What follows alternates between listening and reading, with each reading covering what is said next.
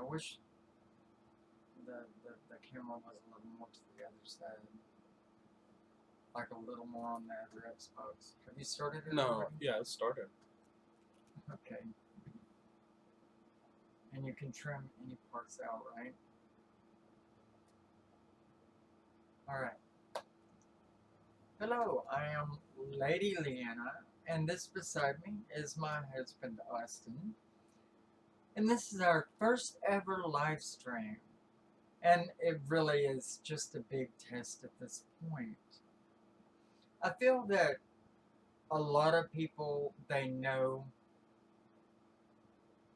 about the things that I believe in for the most part as I put this forward on other videos. But they don't know me personally. But I began at age 18 on my start in paganism. And actually I had started in Buddhism, shamanism, and worked my way through Druidism and landed in Witchcraft Wicca and held to that as a base for myself because it resonated so much with me, and I met so many other peoples.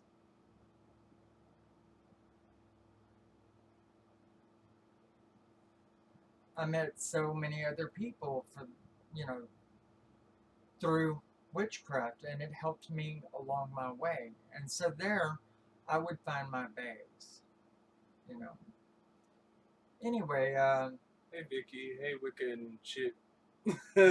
hey Wicca and shit. Hey Vicky, how are y'all doing this afternoon? We are actually trying to do our very first live stream, and we're both scared shitless, Mr. or Mrs. Wicca and shit. We are actually, you know, trying to pull this together as a first time. And, you know, we welcome whatever questions that you may have to do with Wicca. And right now, I'm just basically talking about where I began, and that was from not having any internet, not having a lot of people around in the world. Mind you, it was over 30 years ago to begin with. And so there were very few connections, you know, everything was just so scattered. And so it was from books, whatever we could possibly get, you know, and in all reality, there wasn't a lot of books in 1984, I believe it was. And so you try to do the best that you can. You follow advice of other people that do happen to uh,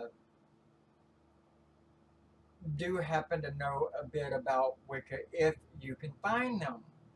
I was lucky enough in the big city of Houston, Texas, you know, to stumble up on a group that actually gave me my start. And I won't name the group here because they were always pretty secretive. But it was an eclectic one, and it was spun pretty much off of Gerald Gardner's uh, knowledge and wisdom, Margaret Murray's, you know, the average books that you see on the shelves today. And they took me through years of experience and growing, you know, but I had to move away. I had to travel with family as I was still pretty young at that time. And so I moved through different covenants throughout my life in the beginning. I am grateful for that now because, well, it taught me so much in so many different ways. And that's one thing I pride myself about myself is that I am so eclectic that I could sit in a room with a shaman, a druid, a Catholic person, a Christian, a Satanist, you know, and have a pretty fruitful conversation with them, you know, regardless of whether I agree with all their views or not. And you're not. You're not always. Even if you stick 4 Wiccans in a room together, 9 out of 10 times you're going to find a few matters that you're going to disagree with. But of course, you know, cordially as we are, we tend to be okay with just listening to what a person has to say and either making it a part of ourselves or not making it a part of ourselves whatsoever. Hi, Mitch. Hey, Ronan. It's nice to see you, Mitch, Ronan. I know you guys. You guys are perfect. All of you guys are great. And I thank you for tuning in. You'll have to excuse us. We're new at this, but we're giving it a good go. If you have any questions, by all means, throw it out there. Or if you want to add to the topic, I realize that there's a bit of a delay, you know. Hey, Envoy. Hey, Envoy, glad to see you. It was nice talking to you last night. Anyway, So, but so have you ever heard of a Aetherian? Ethereum, No, Aetherian. Ethereum. Mm-hmm. Is there an Ethereum here? Hi, Carl. Hi, Carl. How's it going? Anyway, Winter Blackwind is asking what's what that? is Ethereum or Therian? Mhm. I'm not sure of what it is myself. Perhaps somebody in the room does. Is anybody out there familiar with Therian? I do know that it's a pathway, but I don't know a lot about it, and I'm not gonna pretend to. Marry me, Carl. It's good to see you. Welcome to our first ever live stream. We were talking about beginnings and starts, and there's so many people out there that don't know where to find material or what to listen to whenever it's put before them. There are so many that like to think. Thank you, Ronan. There's so many people out there that think that they know everything. You know what I'm saying? Mm-hmm. And in fact, whenever they start talking, then you just, for one thing, and pardon me, everybody, for saying so, when these people that like to think they know everything but don't really pick up a book and start studying it, you really just wish that they would shut up or just not do it. You know, that they degrade everything that we seem to stand for, you know. This is kind of random, but what is the most intense entity you've worked with, if there is one? There's been a few. I really didn't want to go into Did you want to talk about dealing with the spirits on this particular show, but I guess I'm all right with it. How is Wicca Witchcraft different today from when you started? Well, back then we didn't have internet, so information was sparse. As a matter of fact, there was what, maybe 1/5 of the books? No, not even 1/5 of the books out there based around paganism on anything. You know, Knowledge and Wisdom in 1984 was passed down from mother to daughter, you know, and you got what you got. When you met up with other pagans, then you could share information with them, and then you could draw an understanding, you know, or you could listen to what they had to say about it also, you know, and take from them what you would and leave behind what you wouldn't. Because let's face it, everybody has right ideas, everybody has wrong ideas. Did you want to answer? I think you are, Vicky says, I think you are always learning, and that applies to Wicca witchcraft as well. I feel like it is a lifetime journey, and you're absolutely right. You're never going to know everything, and that's why we believe in reincarnation to begin with. Reincarnation is very, very important on the basis of, even though we do not carry the information with us on the surface consciously from one life to another, we do in our subconscious carry it with us. And so we tend to come out as older souls, and people acknowledge that. And so we do grow, and it does stay with us, and so it is worth it. And it's worth coming back time and again. As far as dealing with the harshest entity, I guess that's what you're wanting to know. There have been a few. I mean, let me give you a few really, really brief times that were pretty hard hitting with me. Like one night when I was laying in bed and all the lights, but the bathroom light across the room was on, and I felt my ex sitting there, and I turned around and I saw him, and I said, "Hey Charlie, will you turn off the bathroom light for me? I'm ready to go on to sleep." And and then I turned back over and started going back to sleep, and my eyes shot wide open. I'm like, "Wait a minute! I haven't been with this man for over 3 years. What the hell?" What about the time that we were doing a cleansing and then Oh God! destroyed our Tell about it. destroyed our holy water vessel? Well, it was an A&W root beer mug that was 1/2 inch at the on the sides and 1 inch thick on the bottom, and I was using it as a holy water vessel at the time when I was doing a cleansing on one of my clients here at the shop.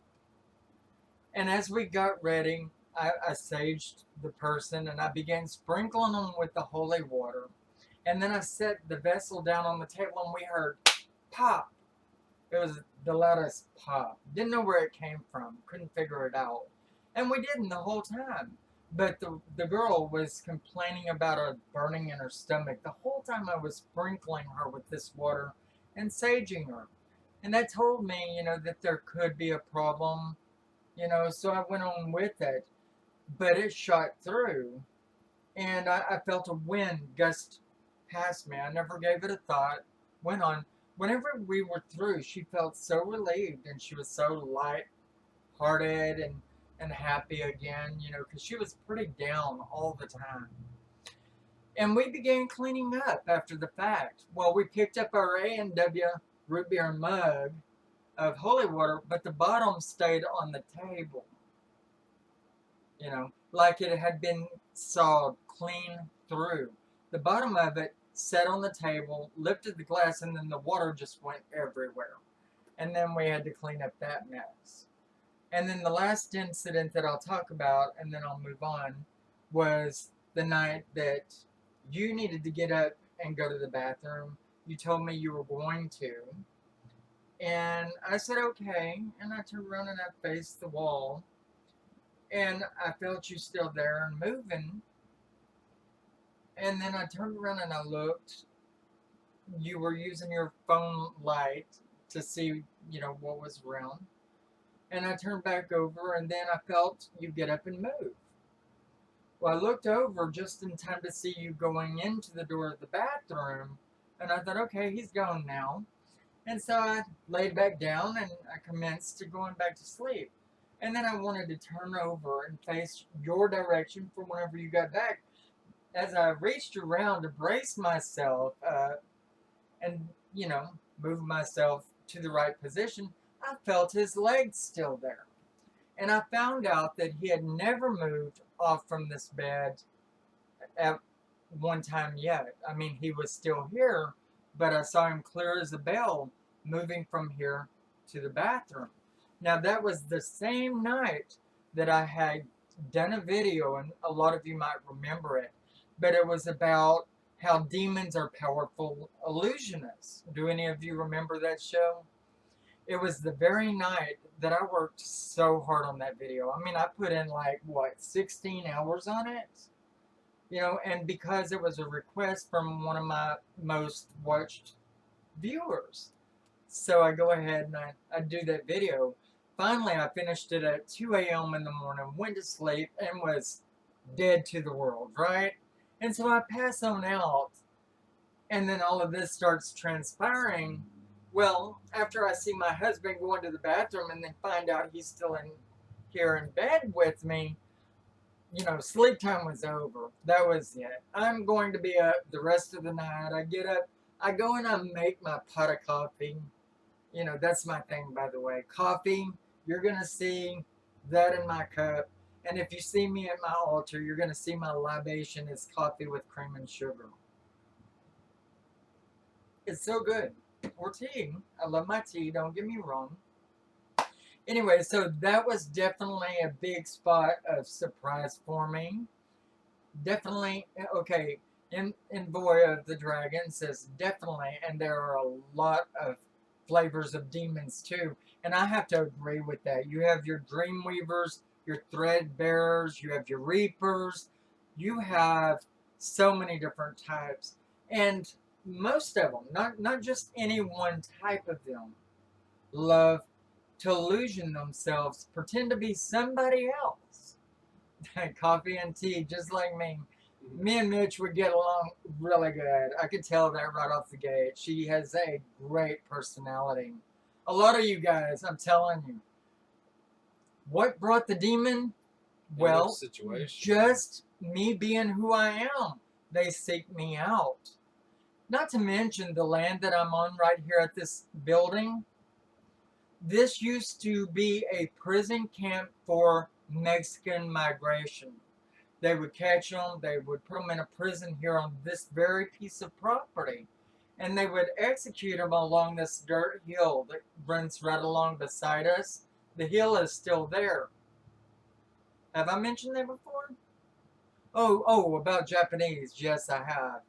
But anyway, yes, we've been known to find old bullets along this hill here, but they have been executing Hispanic people when they were in the Mexican camps back in the old days. So we have a very high move through, but this has been in every house we've been in, isn't it? I mean, there's always been a portal open up there. Something's always called, and I think it's me. It's that I draw them because of who I am, and they know that I try to help everybody.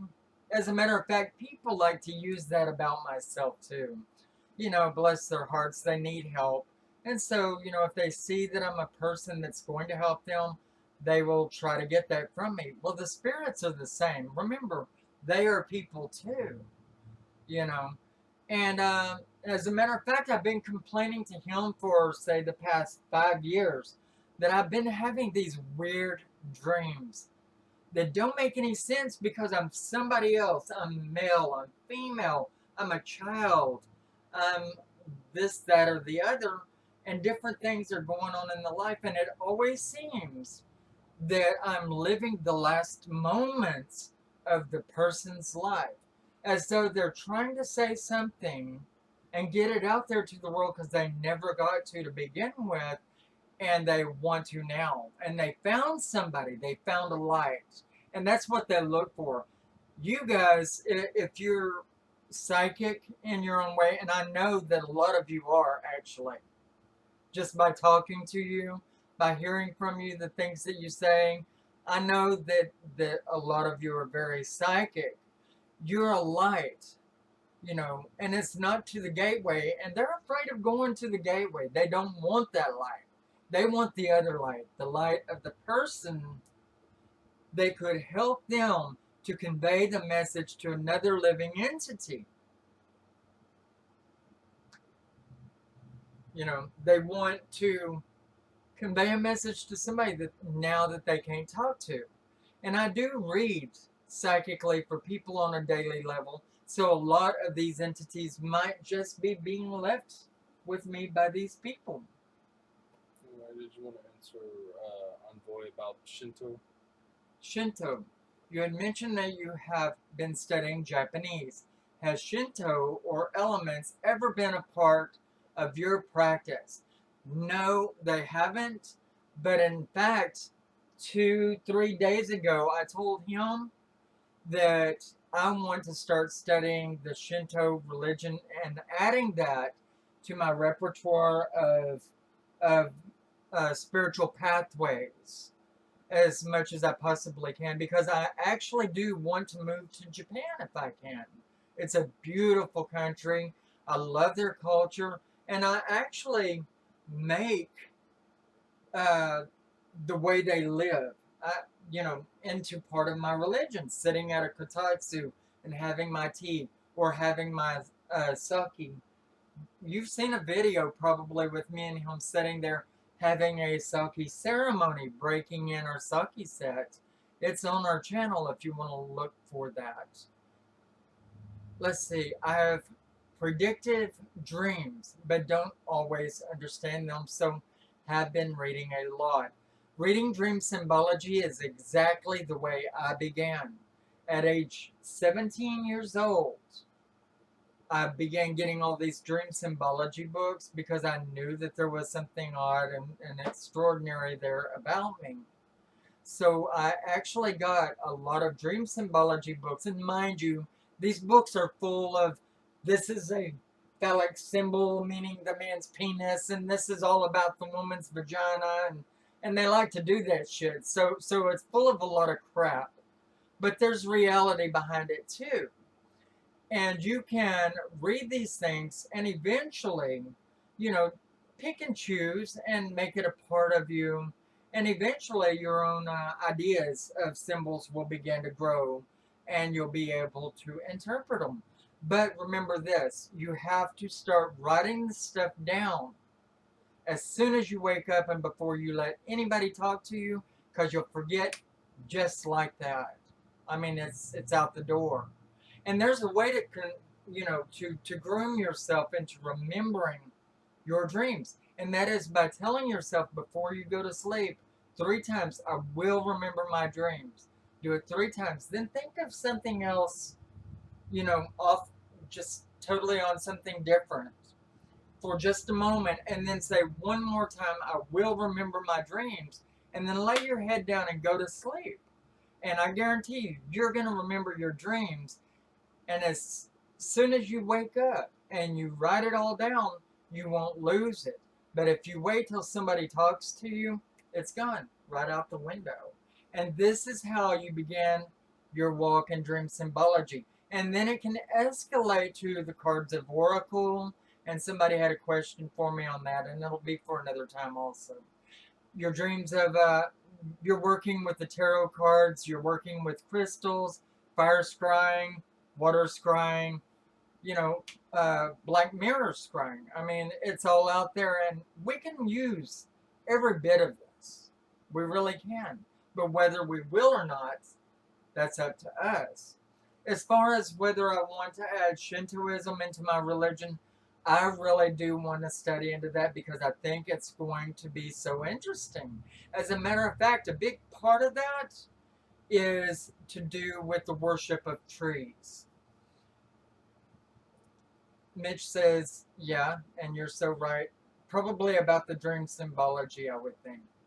As someone who done evocation of even the darker, more gruesome spirits, I say the danger lies in what the exceptions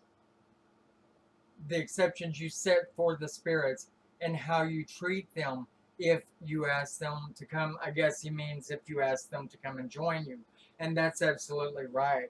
If you ask a spirit to join you and be a part of you for any amount of time, then you treat them with respect. If you curse them, they're going to get angry and throw things.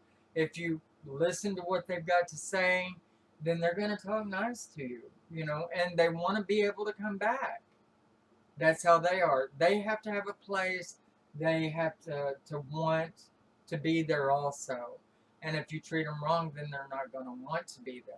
Is there anything that I've been missing up in the lines here? Yeah. Vicky was asking if The it's Ouija dangerous. board. Yeah. I think the Ouija board can be very, very dangerous in the wrong hands. For the most part, the new game board Ouija boards, I think they're full of crap to a large degree because there's not a lot of real wood there. They've been overly processed. The dial that you're using is made out of plastic with felt feet. So I don't have a lot of faith in that. I do have faith, though. If you find a tree that you really love, that maybe the loggers have already cut down or somebody is cutting down in their yard, and you see the shape of it and it calls to you, say, hey, I want a sliver of that. Is it all right with you? That would be a real wood piece, and I've done this. And then sand it, make it your own, and take a branding iron or take some kind of a hot iron and engrave your letters into it, and your yes and no answers, and whatever the spirits might want to say to you using this board. If you can fit it on there, that would be the best Ouija board that you can use.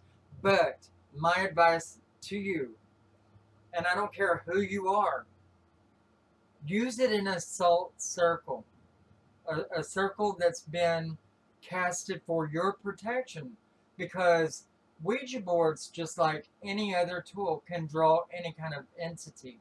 And if you don't know, if you don't specify what kind of entity you would like, or if you don't know how to deal with them when they get there, then they could be very, very dangerous for you.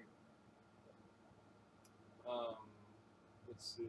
Mitch Mary asks, "Do you agree with the power of three and karma?" I guess she's talking about the threefold rule of karma. Well, she could also be talking about the Charmed Ones, which was a really good show, and whoever created it, did do their homework. She could also be talking about the number three significantly, numerologically speaking, and that would be past, present, and future, mother, father, and child, father, son, and Holy Ghost.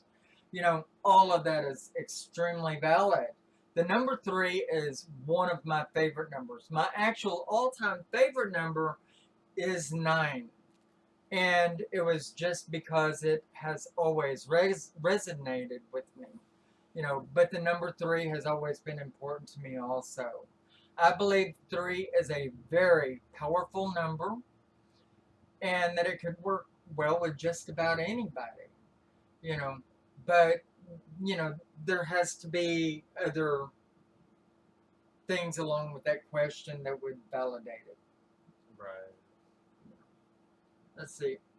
Anybody else with any other questions? I love crystals too. Crystals are beautiful. My lucky number is three. It turns up in my life at all times. That's always good. It means first, last, and always. Life, birth, life, death, and then rebirth. It begins back again. The number three is a very, very powerful number, and I believe from my walk, now this is just my opinion, I believe the number three is the most powerful number there is. And so you can use that and make it your own, even if it's not your own. But do remember, do remember that your birth number, which is comprised of your full name given at birth, as well as your birth date, and narrowing it down to one single digit through adding one and all of that stuff. And I have a video on that likewise. That is going to be your most powerful number for you. Do I conjure? I don't try to go there so much. To me, they just come to me. And so whenever they're not there, and I feel most of the time like a fish in a fishbowl, the mother maiden crone, that is, Diana is my primary deity. And Carnunas is that counterpart, although they are not together as one. Those are my two primary deities. But I don't have to conjure because, well, and it may be because I think of a spirit. Hell, I can think of a person and they'll call me within a day or two. They've gotten the answer, and it may be slow getting to them. And one day is slow. But, they'll be calling me or showing up without me expecting it. I thought of them, they were there. Especially exes, for God's sakes. Watch out for that. As far as conjuring, spirits, whenever I think of a spirit and I think I might need one, they're there. And so I better appease them, be grateful to them, and give my thanks, and actually have something for them to do. Otherwise, they're going to lash out at me and there's going to be repercussion, which I've had much of. But I think any pagan that knows anything about what they're doing will have had repercussions from higher power, some of them from calling them too often, some of them for calling them for the wrong reasons, etc. Hello there, Poland. How are you doing today? Aronica. And Vicky's deities are Carnunas and Caradwin. I call it Caradwin whenever I call on Kali and Hecate, and that's generally whenever I need to protect myself from, whatever might be going on. Like a lot of you might remember a video that I put out not too long ago that was someone was casting on me, and at this point in time, I was tired of it enough to where I was going to take action. And it's not something I do always because I'm a very, very light and lovable spirit. You'll vouch for me on that. But whenever somebody really screws with me, I'm going to call on Kali Ma, or I'm going to call on the triad of underworld witches, which is to me Caradwin, Hecate, and Kali. You know, and I think they do very, very good work for me. I'll open up a vortex within a mirror, and a lot of you can use this likewise, but only do it under protection of yourself because it's very powerful. What I would do is I would take a square mirror and I would draw the vortex, the symbol that I'm talking about that gets bigger as it goes around on the back side of things. And I would anoint it with the mint oil, which is for opening. All right. And a lot of you are getting this firsthand because I haven't actually put this out on video, but it's going to be really good, uh, you know, on my channel, for the people that don't know about this particular spell. But I would do, the spell work on the mirror, creating the vortex, opening it from the back with the mint oil and scrying into it, opening hallways to wherever it needed to go, which was directly to my enemies. And this is where I would conjure. This is the only time over the past 7 years I've actually conjured purposely.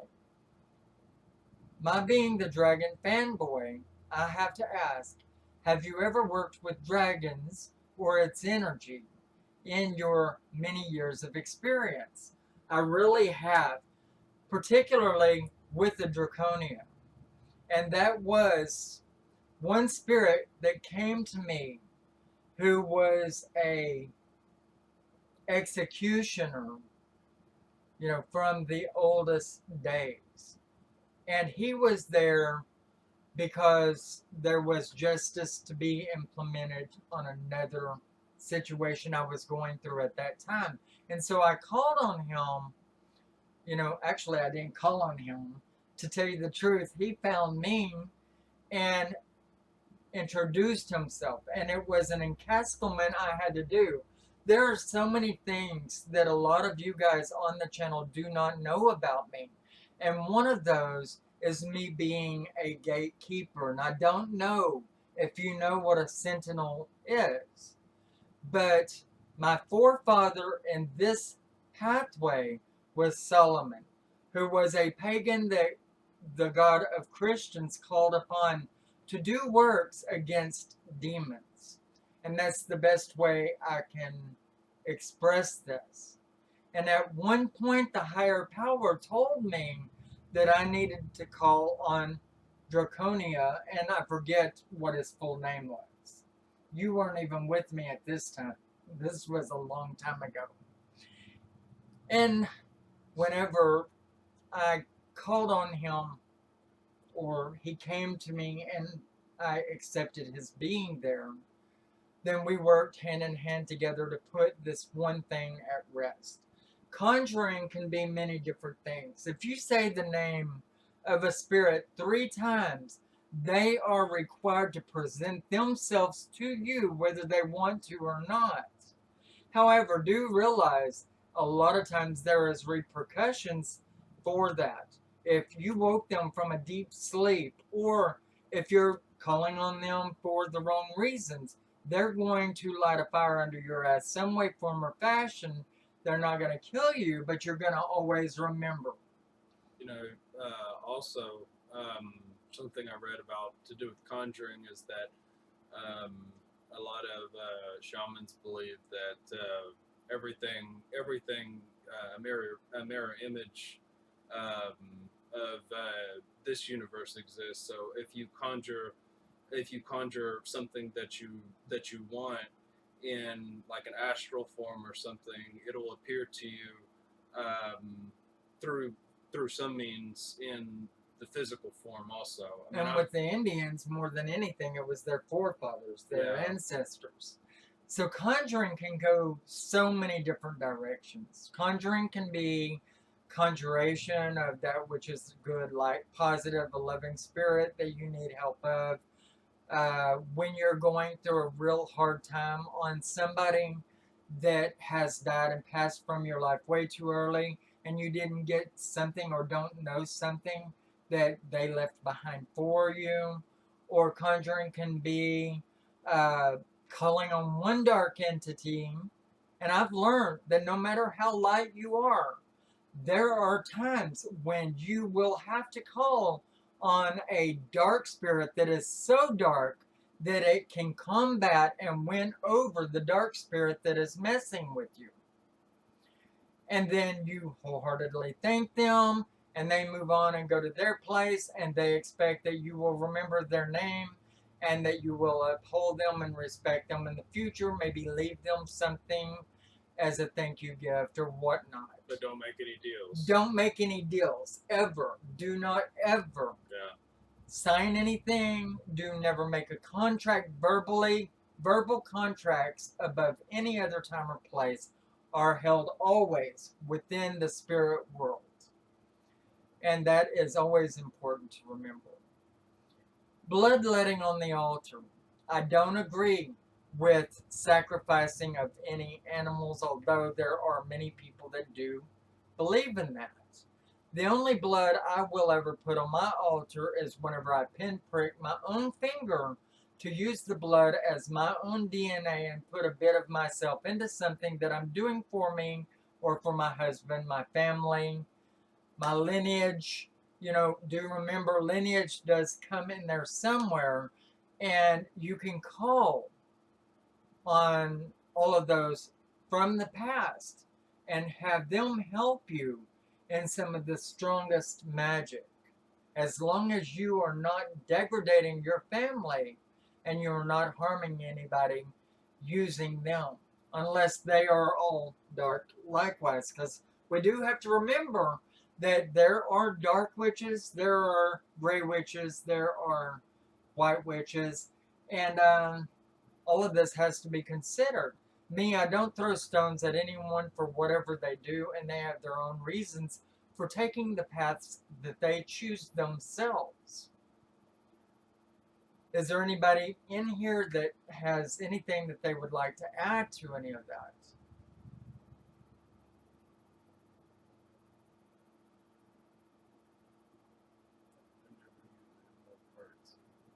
So you agree with me on the fact of never doing animal sacrifices or things of that matter. Now, if I do find, say, a black cat bone, and then there's a spell that actually it could be used for, or that I could put it on a chain, you know, as part of an amulet or a jewel, that I'll put it on me to honor that animal, but I will ever honor that animal.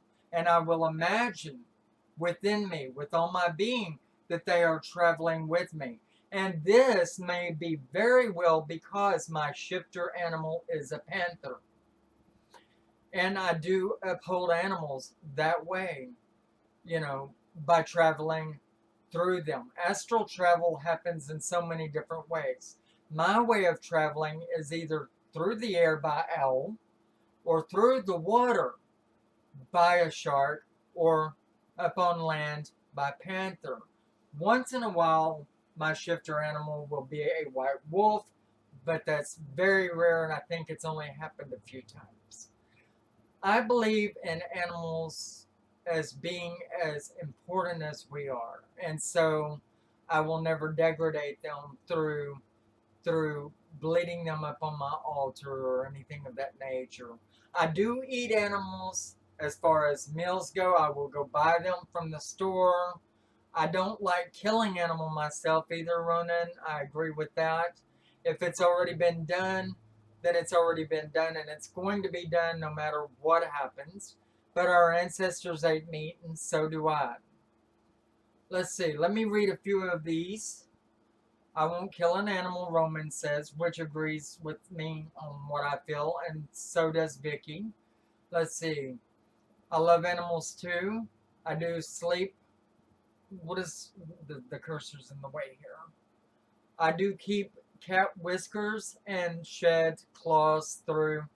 Those are good parts. The hair from animals, their clippings from their nails, things of that nature is very helpful within spell works. Or having the animal sitting in your lap, stroking their hair backwards, you can travel through them, or stroking their hair the other direction.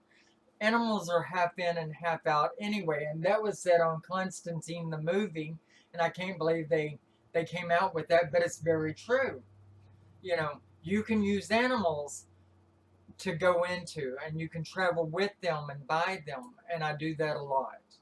And Boy of the Dragon says I've used blood in rituals before for the summoning of Tiamats, which I'm not familiar with that word, so you might want to improve on that a little bit.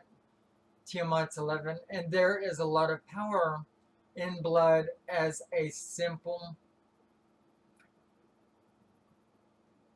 inexperienced As a blood symbol. as a symbol. Okay, sorry, my eyes are not the best, by the way, people. No, it's simple, but we Blood know magic is very effective, but not to be used for every spell. Like I said, I do use blood, but I use my own. And that's the way I feel about that. Let's see. I have bird feathers on my altar. There's nothing wrong with that. I feel that when they are given freely, then I take. Whenever I want a wand that is from nature, then I'll always ask for it. Before I'll take a flower, I'll ask for it. You know. Also, I have blood feathers, or I always have bird feathers on my altar, Vicky says.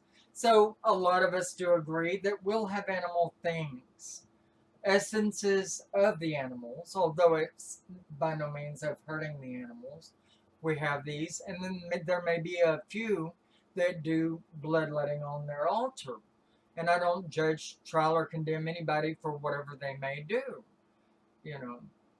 But all in all, we do use what we have at our beck and call for creating spell works. You know, I don't have a lot of money myself. I don't. And so, you know, instead of going and buying a bottle of mint oil, then I'll go out there to a pine tree that we have right behind the house. And I'll ask the goddess for a limb or a branch of it, or just some of the needles. And I'll grind those up real good, and I'll use that all over a candle to help draw money. Crows leave me feathers. They live outside my garden, so I use them.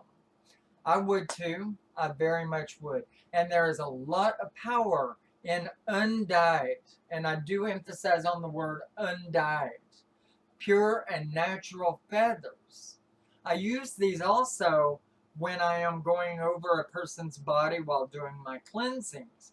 And what I'm doing is usually with a rattle in this hand and a feather in this hand, I am waking up the energy inside of a spirit, inside the person, stirring it all up inside of them so that I could draw out all the negative and replace it with a bloodstone marble in the center, or at various other points in the body, by the way.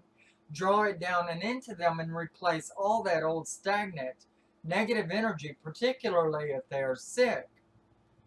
And I will implement that new, fresh, clean, white, or light green healing energy into their body. Or if they're just such chaos, blue light into the body. I know I'm probably spamming the chat, which you are not, Envoy. If it weren't for you guys talking, I wouldn't know what to say or how to answer it. You know, you guys made things easier. Let's see, with my questions, apologize. Have you ever used flying ointment? flying ointment is made out of your shit Belladonna. belladonna oil, and it's implemented into a lot of other, salves so that it isn't quite so deadly. It's actually hard to come by. I have used it at a very, very, I guess, tainted level, but not at this, Concentrated. not concentrated enough to really know that it was there. I wish I would have made it a little bit stronger, but I didn't. My favorite crystals, my all-time favorite stone is the tiger's eye. My all-time favorite crystals are rose quartz, standard quartz, smoky quartz. I love jade. I love amethyst. Those are all my favorites. Onyx. Onyx is extremely, extremely good for me. It's very powerful, very drawing. Do I use dragon's blood resin? All the time. Also, that reminds me, um, and I think I answered it to some degree. Envoy asked, do I ever call on dragons? Do I ever use them? Yes, all the time. I have protectors that are dragons, and I don't acknowledge them as much as I should. I really don't. And I think I neglect a lot of things. I think a lot of us, remember now, we are pressed upon by jobs, and I have over 3 or 4 jobs. I mean, I'm taking care of him, for God's sakes. That's one job. Okay. And doing the housewife thing. I'm doing the videos, and I'm doing videos for not one channel, but 2 successful channels. Um, I am reading tarot cards for people that come through, and I am doing cleansings, purifications, talismans, and spell works whenever I feel like doing it. But really, I feel that people do not know how to use the crap that I give them, and so they'll never do it right. They'll never follow my instructions, and they blame me for it afterward. So I try to steer clear of doing spell works per se and stick mainly to talismans, which are there to help but does not do the job for you. I stick to protections because people have a lot more faith in that. Have you ever used datura? I used it in my protection sachets on our front and back doors with salt for protection. I can honestly say that I do not know what datura is, even over my 34 years of study. I've never heard of it, or maybe I have, but By a different name, maybe. maybe by a different name, or maybe it's just been so long ago. I have my particulars, and I'm a creature of habit. I stick to that which I know. Let's see, what is it? Please explain it to me, Vicky. And I know that there's also a delay here between a person answering the question as well as the lag in the film. But you know, protecting your house is extremely important. I think generally you use devil's shoestring for protection, right? I use devil's shoestring for protections. I use patchouli. I use dragon's blood. I use consecrated sea salts. Let's see. I use chapstick a lot, by the way. You'll always see me using this chapstick. I'm totally and completely addicted to it. I think I have an iron poor blood and, you know, a big addiction to chapstick since I was 16. So this is more of a question for Austin. Have you ever actively practiced magic?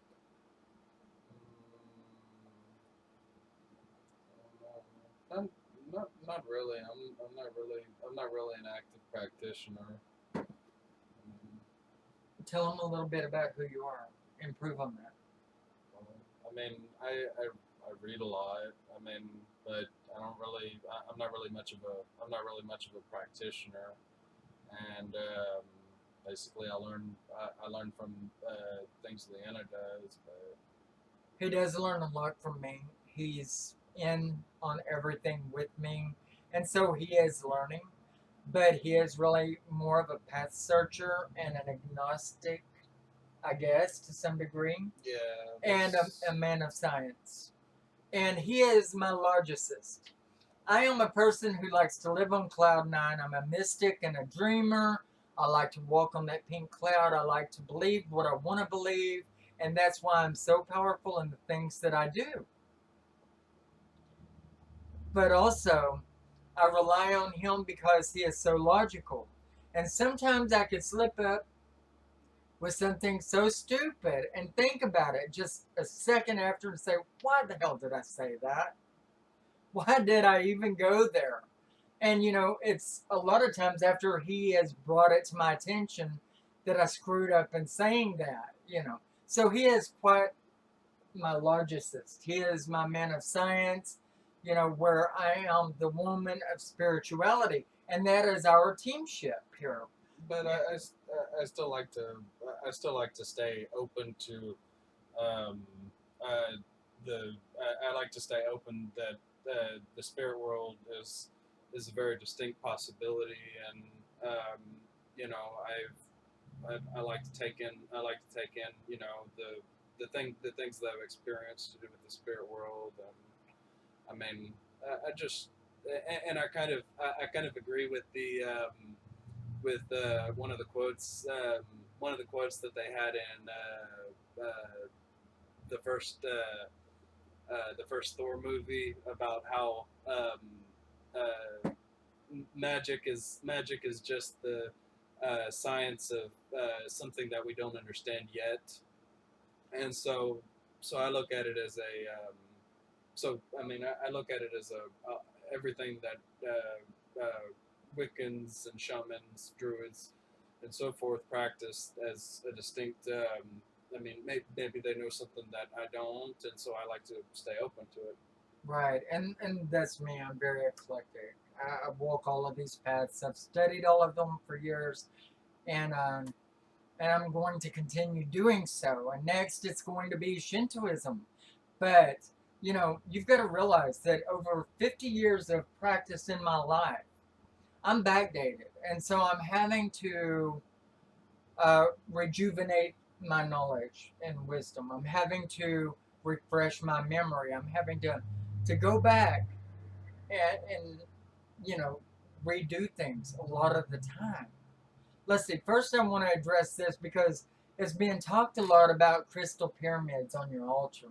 Actually, I have one on my own altar. Likewise, I have a what kind of a pyramid? I have a jade pyramid on my altar, and I have an onyx pyramid on my altar, and they are very, very powerful in drawing down energy. Any of your crystals that are for drawing, shaped in the form of a pyramid, they're making the cone. And if you've cleansed and purified them and charged them correctly, then they are going to do so good for you. And I would not have my altar set up without having my stones on them. And I have geodes, pyramids, and just stones that make no difference to nobody else. But to me, each one of them have a purpose. Even if it was because that one little girl gave me this stone and said that she thought it was me. You know what I mean? And I'm talking about a little bitty girl. You know, let's see. Let's see, cup of tea. I have only one in ruby zoe. I think is the stone. Ruby zoisite is what she thinks is the stone. And it probably is. Generally you would go with your instincts. And typically if you find stones that are of one type as like to another, they're going to do pretty much the same job. But you've got to look really in the mineral. Honey, you're moving that thing, and now I'm really thrown for a loop. Sorry, I was just curious how many people were watching us. Anyway, go back to where I can know what I'm looking at here. Sorry. Anyway, pyramids, stones, they're always very, very important. Black onyx pyramid. Black is known. Wicca and shit. Black onyx is known to be a natural drawer. Black is a drawer anyway. Why do they put a black stripe at the bottom of a cement swimming pool? So it can help heat the pool. Coral is also awesome. And it has many, many different points on it to draw that energy. And if you look at it in the right light and in the right way, you'll see all that color emanate from it. And it can be used for just about any purpose. This is kind of broad, but what are both of our thoughts on the work of your thoughts on the work of Aleister Crowley? I think he was on something, but he kind of got lost in the romance of depravity. Aleister Crowley, I never really think about it. You know, I've read some of his stuff. He's very dark. I know a lot of people don't like him.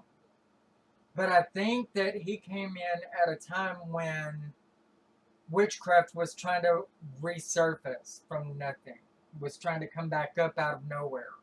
As we were driven and ground, you know, for so long of a time. I don't like him myself, Mitch. I really don't. Uh, but I feel that he contributed in making us free and coming out. Yeah. So that's all I can really say about him, and that's all I really want to say about him.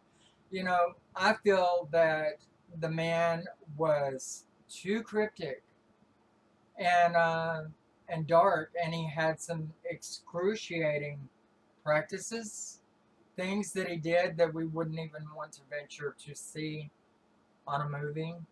You know, and I like horror movies. I really do. That's my favorite thing to watch is horror movies. But I wouldn't want to see the true life put out on screen of Aleister Crowley. Manly P. Hall. Who is that? Explain to me, Ronan, who Manly P. Hall is.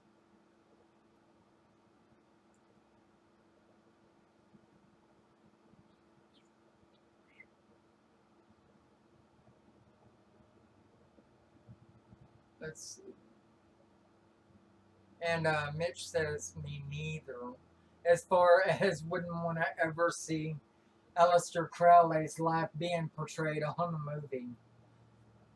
YouTube. So Ronan, Manly P. Hall is a YouTuber, I would guess. Yeah, I'm not familiar with him. I'm not familiar with him either. As a matter of fact, I've only been introduced to YouTube for the past couple of years and basically started YouTubing myself around the same time, but only on a very light level. I actually put out 2 videos. The first 2 videos that you find on my channel were put out 2 to 3 years ago, and then I left it alone and didn't do anything else. And then 1 year later, to the day almost, I began actually YouTubing and coming out with video after video. Okay, Envoy of the Dragon says, oh God, now I'm remembering EA Coetting? Ketting? I don't understand. Oh, I don't know. Maybe like elaborate on that, Envoy. And Ronan Hyde says, yes. Let's see. Do you work with fairies? I really don't ever work with fairies. My life is so full of everything else, but I really do feel that I have to watch my stuff. You know, they are about, and they do let you know that they're around. But I don't actually. I guess I do see them myself, but I call them differently. You know. You work with Rodney. I've worked with my best gay male friend, Fairy Rodney. Yes, you've all met him on 1 or 2 of my videos. I've worked with a fairy. Anyway, a little gay joke. I love my Rodney. I wouldn't know what to do without him. Look at that. Let's see. Invoice says he's a left-hand path YouTuber. I personally just trying to sell books. Probably. A lot of people on YouTube are out to make a buck.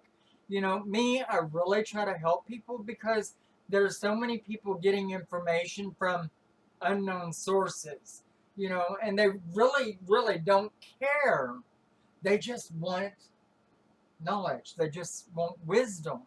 And so they throw themselves on out there and then they get pulled into the wrong places. And I have videos already on YouTube to do with people being caught in webs or traps of covenants that are not good for you, or being trapped into a relationship that you can't get out of and maybe tortured or abused or whatever. The stuff is out there, and we all have to be real when we're looking at that. Hi, Spooky Boo. It's good to see you. Long time no talk to. It's been, what, a whole week, I think. But it is great to see you on here.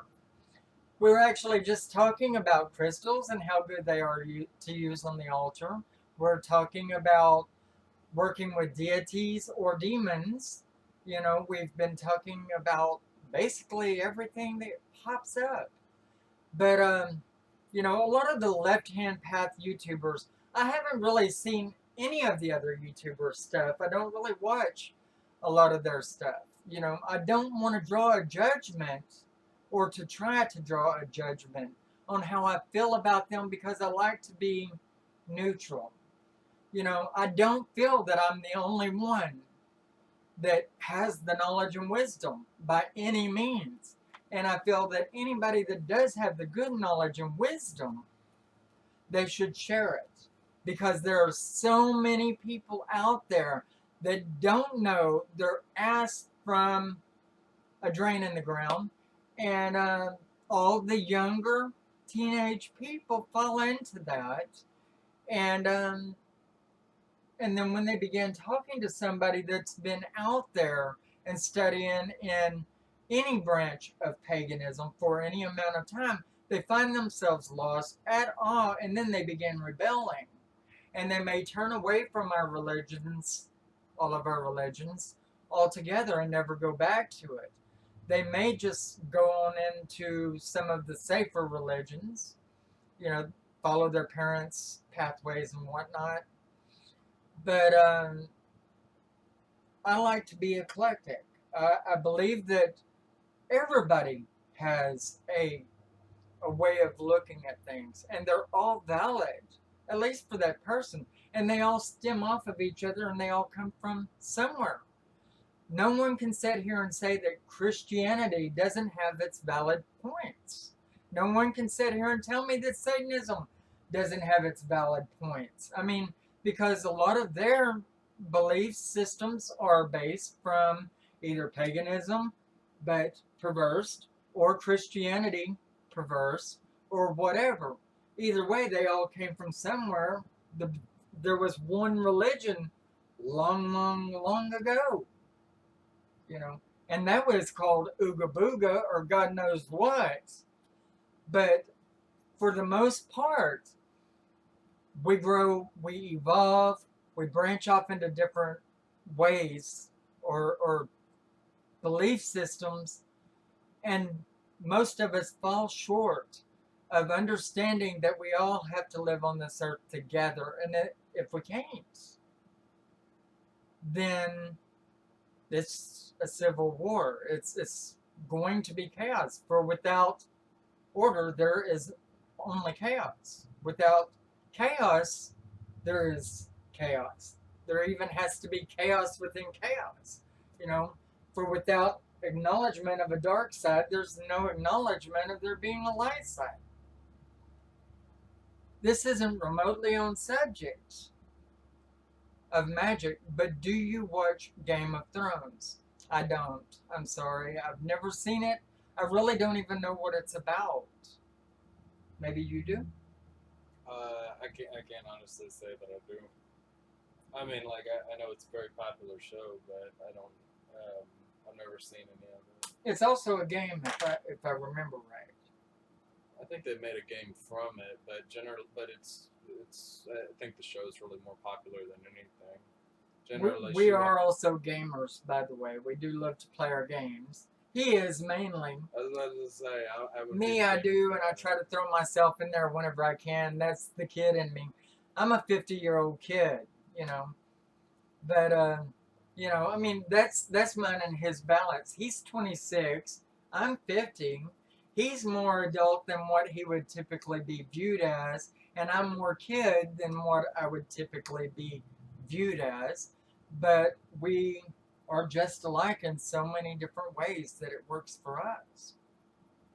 Anyway, I feel that we have pretty much covered our bases on this particular show, and that we're going to go ahead and log off and kill this live stream here for the day. I really, really do appreciate all of you tuning in and supporting us on our very first live stream. I feel good about it, and it helps me to feel more secure about it. I was scared to death to begin with, and most of you I've actually talked to last night, actually. Have I ever done a seance? I have indeed done a seance. And needless to say, the two little black girls that were holding hands with me when I did this seance will never sit at a table with me again. Good night, Mitch. It was really, really good to see you and to talk to you. Um, do drop in and talk to us again whenever you possibly can. But yeah, these seances, you have to be very, very careful because there's a big power that comes through it. Thank you, Ronan, for tuning in and talking to us. All of you. It was beautiful talking to you. I couldn't have said that it would have been, it wouldn't have gone any better than it ever did. And me and Mitch, we have so much in common, it looks like. And probably me and Vicky likewise. I really did enjoy this too. A bit of a powwow we got going on here. And we're definitely going to have to do it again, right? It's nice to see everyone. Steampunk. Um, we're just signing off for the day here. I do need to start letting you guys know 1 week to the next, or at least a few days in advance, when we're going to throw this together. Spooky Boo, are you male or female? I don't know.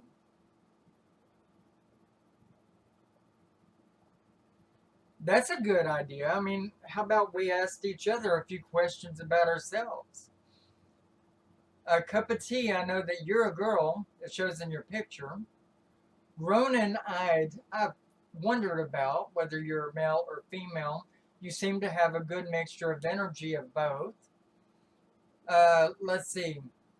Wicca and shit, I wouldn't have the vaguest. I have a feeling at a guess that you're male. Oh. Oh, no, that's Spooky Boo that says they are a girl, which is kind of what I thought, but wasn't sure and didn't have the foggiest really. I had a feeling Ronan was a male, so I was pretty much on there. I thought it was a pretty good, strong masculine energy cup of tea, a good, strong feminine energy in the picture. As Rachel Brady, same here. I'm a lady. Ha ha ha. Mitch, it's good to know that. I kind of gathered that or figured you were just a very lovely male. Every time that I see Wicca and shit, I think that Wicca and shit, I I'm a read- male, so the energy, just from his name, I was right. every time I read Wicca and shit, I read shit as the first part of the sentence. Shit, I'm a male.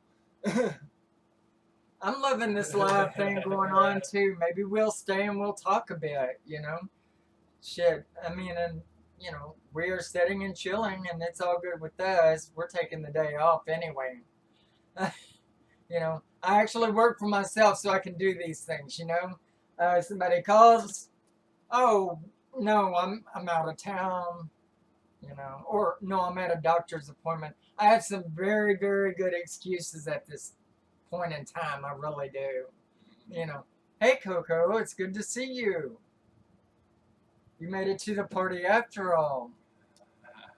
Anyway, no, right now we've been just cutting up. You know, we were talking about all kinds of good shit. You know, and you might listen back later to the live stream once I do run it up. And I guess this is recording for us. I do not know my eyes from a hole in the ground as far as how to make this shit work. He's also my technician. I feel that there's a good energy here too. Thank you, Cup of Tea, for stating that. I really like the energy and steampunk. The energy is great. I'm really enjoying it. I feel very comfortable. Actually, to tell you the truth, and let me say this. I thought I was gonna get up here and I'm gonna be like, oh my god, you know, and then I'm gonna slam off the button, you know, like that quick, you know. But now that we've done this, I know, you know, that it's a matter of getting to know the people that we are in a family with, and all reality, when we're all signed into my channel, you know, when we all are subscribers to the channel that I've created, then we are family. And this is the really, to tell you the truth, the closest way we can sit and have these kind of conversations and get to know each other, you know. And I'm finding it's a lot more comfortable than what I surmised it would be. Because, I mean, you know, I am not used to standing up and speaking to the public like I am right now. As a matter of fact, you guys, let me run this by you, okay? Just recently, I was, as a matter of fact, today, I was approached by somebody that I actually covered an event for, photography wise and video wise. I did all of their coverage for them, and I did interviews, and I bring up videos, and you can find the videos all over my channel, and it's about the Texas Renaissance Festival. But the people seem to love my work so much. But this time, they've come back and they asked me to be a special guest speaker on their stage to do with paganism, to do with my celebrity on my own channel, you know, to, you know, be myself and to, you know, let them know what all's going on with me publicly as a speaker. And so, you know, I feel that that's just, it's completely awesome, and it blew my mind. And I was thinking, and the reason why I just told y'all this story is I'm like, okay, you know, I figure, you know, I can't even do a live stream without freaking out and thinking, okay, this is going to be horrible. I'm going to just die here, you know. But I'm going to go stand on stage and have my own video cameras on me so that I could broadcast it to my own channel afterward. And I was like, ah, okay. And so I was almost dead set against it. And it's actually Beltane that they're wanting me to do this, I believe. So what is your thoughts on that, everybody? And I'll give you a minute to think about it. It was my 50th birthday, and my friend has employed a wizard to cast a spell for me. Do you think this could be powerful? Let's see, where is this at? Spooky Boo 22. Spooky Boo 22. It was my 50th birthday. Actually, the same age as me, 50 years old. And you did say you were a female, right? Yes, I believe so. And my friend has employed a wizard to cast a spell for me. I hope you know the wizard. I really do. There is a lot of fakes and phonies out there. To cast a spell for me. Do you think that this could be powerful? It depends on the day. It depends on the time. It depends on the moon phase. Depends on your faith in the wizard. Depends on the wizard's faith in themselves. And it depends on how they go about it. And, you know, so in other words, it depends on so much that I cannot sit here and ethically answer that question and feel that I'm actually doing right by you. And if you know me, anybody who actually knows me will find that I am as true as the day is long. I am all about telling the absolute truth about everything, no matter how much it hurts. Yeah, Let's see. On the answers to do with whether they think that I should do the Beltane thing, let's see, I get from Mystic Witch, awesome. I get from Ronan, you both did great, verifying that we do good publicly. Mitch saying, awesome, you're a great speaker, so she agrees that I should probably do the stage show over there. Envoy of the Dragon, it would be badass to see you in that event. So he agrees with that. I believe Envoy was a male. Yeah. Okay. Omaira Hernandez. I'm going to call you Omaira. Go for it. You have the potential. She's saying, you got the guns. Do it. Let's see, Ronan. Doors are open for you both. So they're saying that this is a new world, a new way. And that's the way I look at it. I feel that they're going to publicize that everywhere that they're doing, you know. And so it's going to be free publicity, me being in their flyers saying that this event's going on and so forth.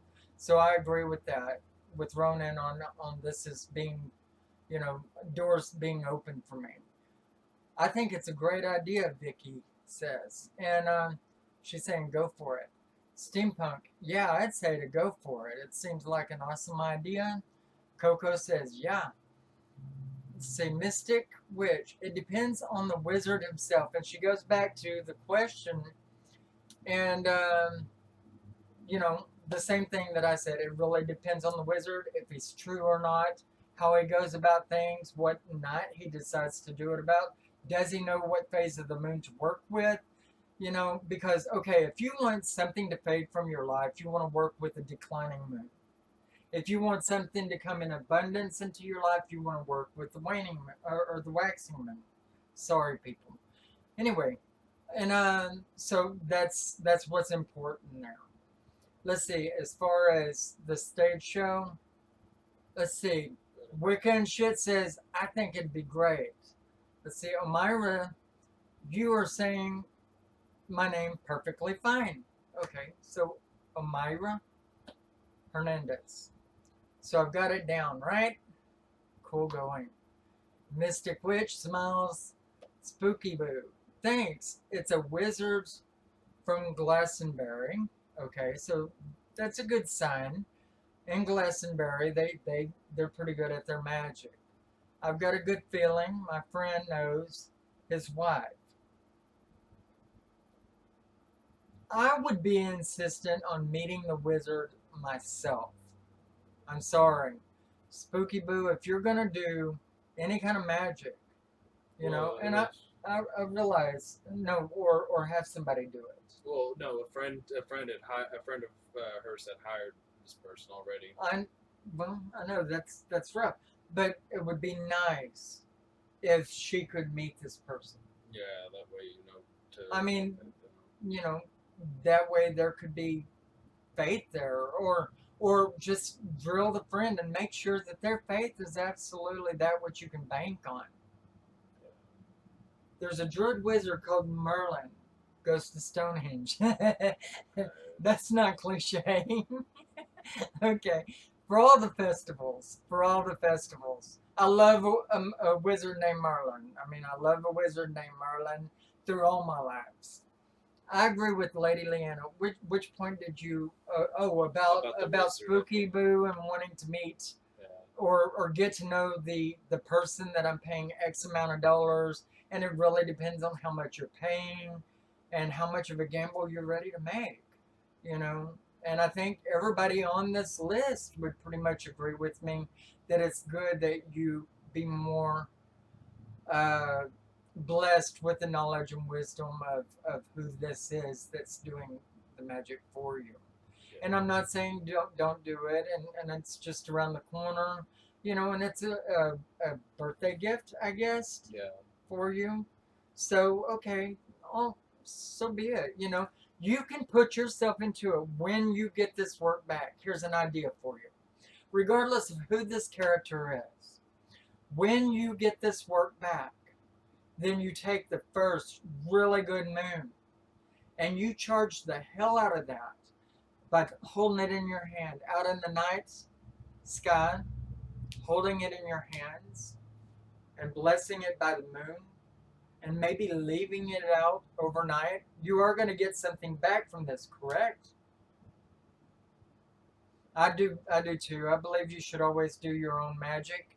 Vicky, that's the truth. There is a lot of people that don't know how to do magic, and that's when they seek out the knowledge and wisdom of somebody that does know how. But along with what you're saying, Vicky, you should always put yourself into it somehow, form, or fashion when you didn't do your own magic.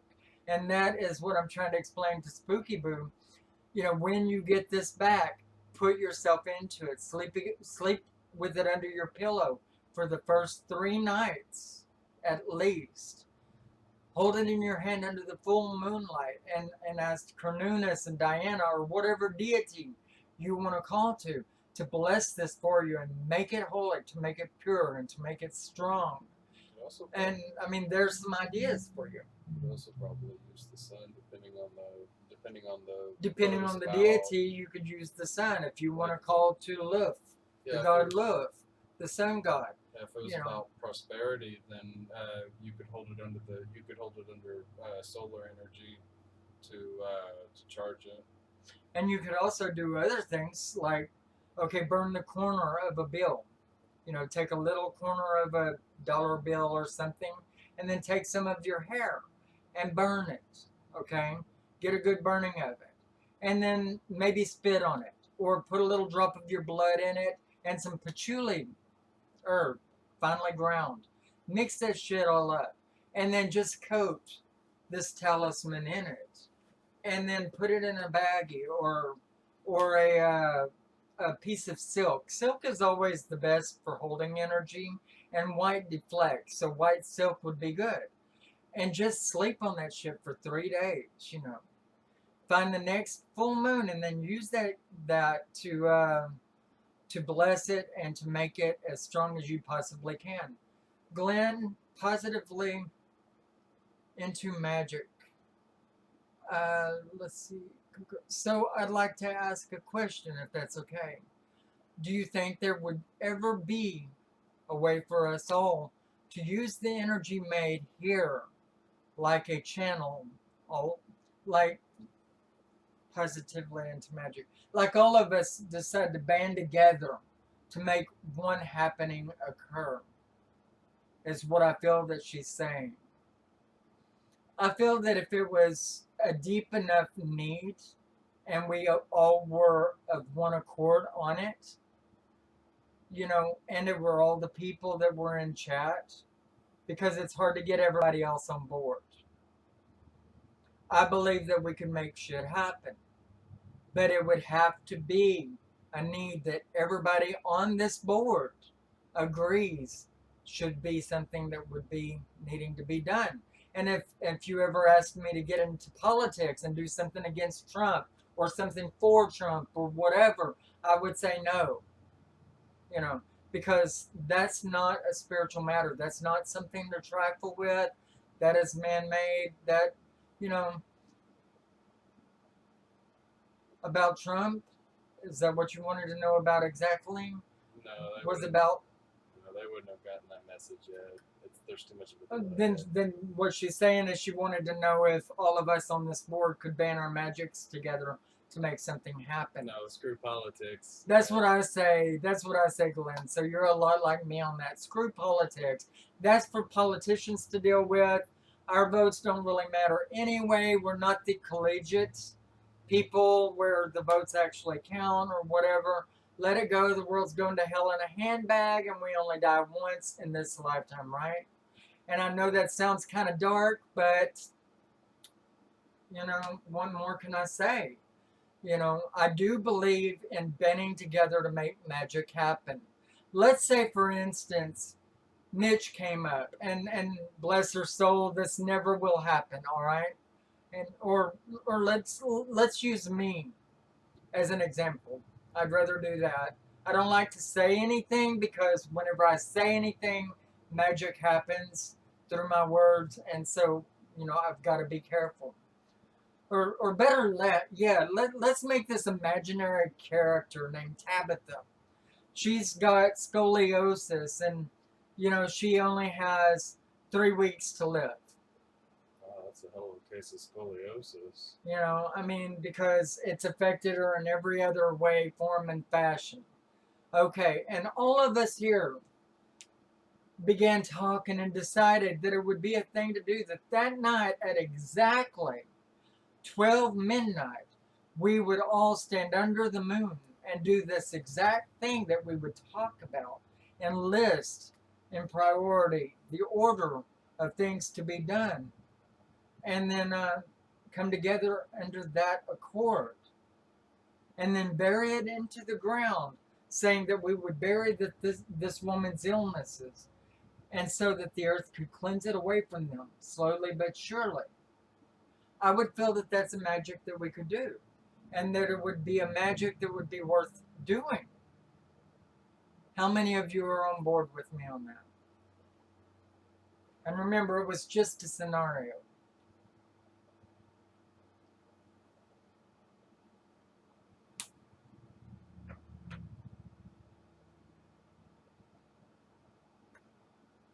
Yeah, that would be pretty amazing.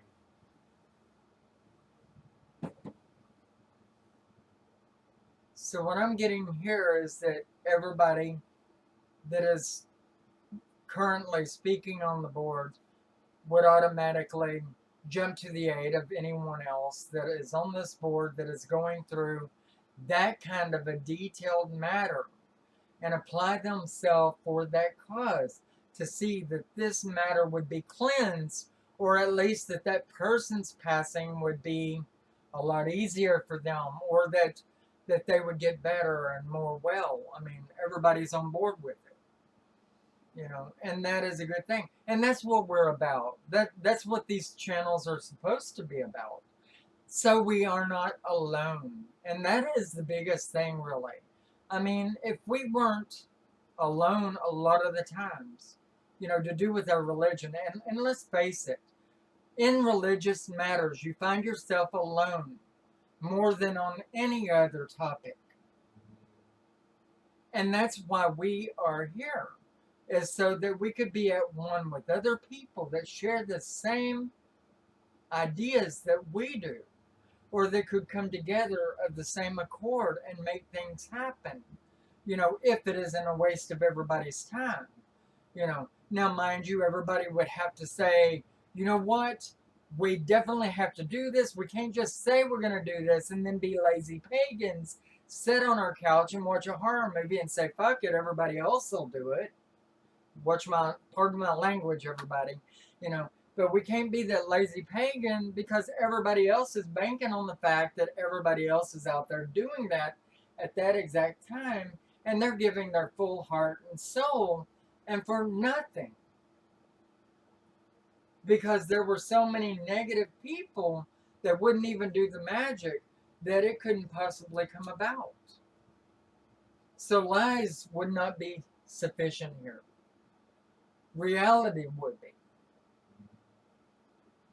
And so if everybody agreed it would be a thing to do, then seriously, that would be it.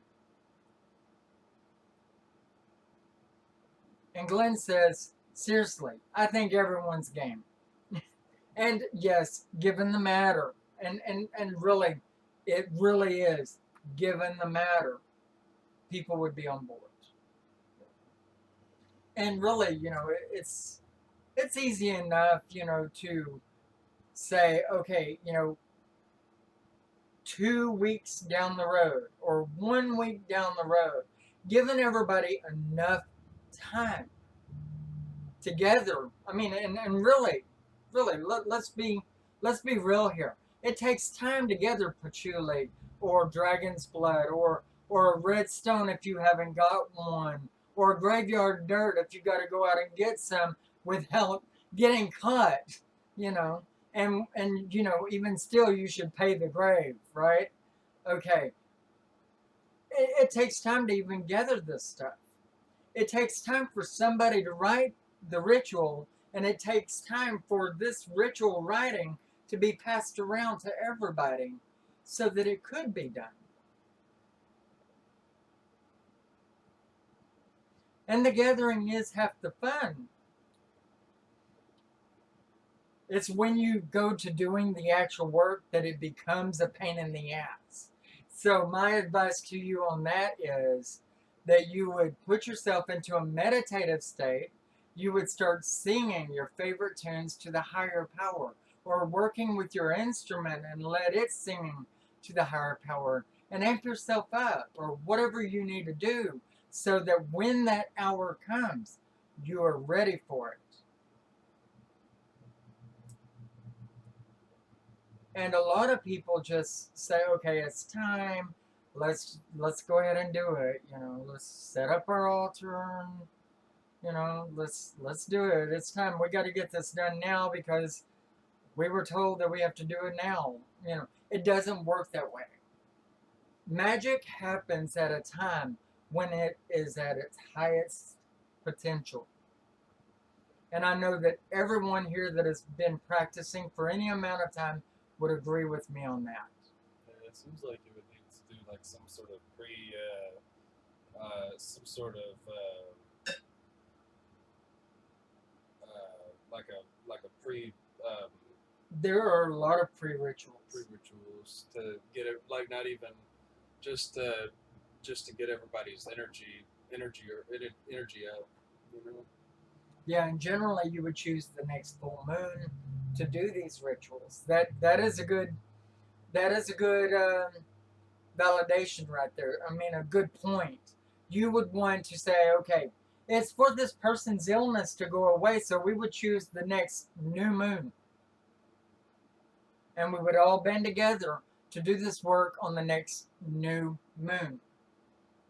Or say the moon, the 3 days prior to the moon being at its lowest, we would band together and do this. Or if it's to gain money, we all needed money. We all need money. God knows we all need money. We're pulling wheelbarrows full of it, everything that we've made from one week to the other, and dumping it at the foot of the politicians that would do with it what they want to. But, we would work with the moon phase. I mean, and that's what uh, Mitch's suggestion was whenever she said next full moon. Is the next full moon if we want something to grow or gain. It would be if we want to get rid of something, if we want an ex to leave us alone that is stalking us. We would do it on the 3 moons just prior to the uh, to the new moon, for them to be blinded from our sight from then forward, or whatever, because he might be a hazard to our health, ready to kill us or whatnot. How would we go about the time with international views like me? Well, you would definitely have to say one time. One time would have to be named. You would use international time. Yeah, you would use international time. One time would be named, and you would go with that time. Everybody's would be different. Everybody's time would be different. Yeah. But you would have to do what is my 3 o'clock for you, which may be 12 o'clock for you. Which works out for I think Spooky Boo that lives in Glastonbury. I think Glastonbury is on right on the time, right on the center time on the international time zone. But I mean, Spooky Boo would have to answer that. In any case. But fact of the matter is, though, I mean, we'd have to reach for whatever moon we needed because we've decided what the need was, and if it was important enough for us to pull that kind of time, energy, and money together. Absolutely, it really is. The moon phase is very important, and we would, for some of us it would be daytime, some of us it would be nighttime. We would have to be ready to be up and moving at that hour wherever we are, and for everybody it's going to be different. And that's just the way it is. Otherwise, it's not going to happen at the same time. UK here. Yeah, we're on Greenwich, which is, I Greenwich. believe, 6 hours. No, Greenwich is Greenwich is It's the international dayline.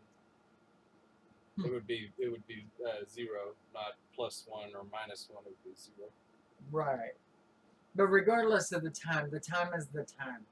If we were going to make this happen, we would all have to agree that it would happen at this time centrally, or at this time pacifically, or at this time, or whatever.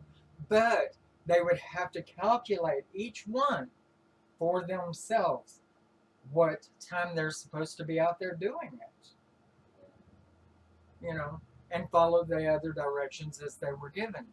And that was actually a very, very good topic, Lynn. You brought the strongest topic to the table actually here today, because we've talked about the world and back, you know, and I'm sure there'll be a lot more.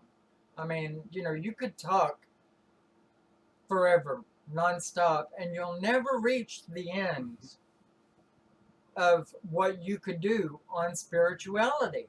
Because at this day, we may talk about Christianity and the positivity of it, or that day, Christianity and the negativity of it, or this day, you know, Wicca and the positivity of it, Wicca and the negative of it, or whatever, the black, the white, or the indifferent, you know. And it comes in many different colors. You know this by hearing of the red witch, the green witch, the white witch, the black witch, the gray witch. I mean, they're all valid. And I mean, if you're thinking of the red witch, you could picture the red witch as being someone who resembles a hot pepper.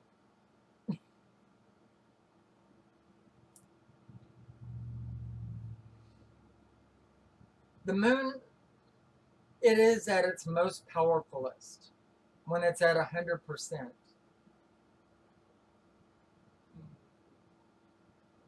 When the moon is at 100% full, it's at its most powerful. And sure enough, true enough, you could work your spell in whatever way you want to benefit you with that moon. Like let's say you're sick and you want to get rid of that illness. And Mitch makes a good point there also. You know, instead of working toward, you know, the illness being pulled away at that time, you're working with the full moon, and you've decided to work with the full moon. You want your illness to go away. So what you would do instead is you would work on your health to be invigorated and pull up. I'm gonna take a break. Okay. Anyway, we're gonna call this, just sit down. We're gonna go ahead and close this up for the day, and we can resume on the next time. I think that we've covered a lot of territory today, and I've really, really enjoyed it. And it's been really nice meeting all of you, talking to all of you. I am quite sure that we all have different ways that we practice, you know, and that's to be, I mean, we're all different people. We're all different entities. You know, you're welcome for the stream. And thank you all for tuning in and supporting us on our first ever stream. But we wish you farewell and all the love in the world, the best of health, and you know, and to talk to us again in the future. Don't forget us. Don't leave us cold, because we're family now. You know, so many blessings to all of you. All right, take care of yourself and merry part.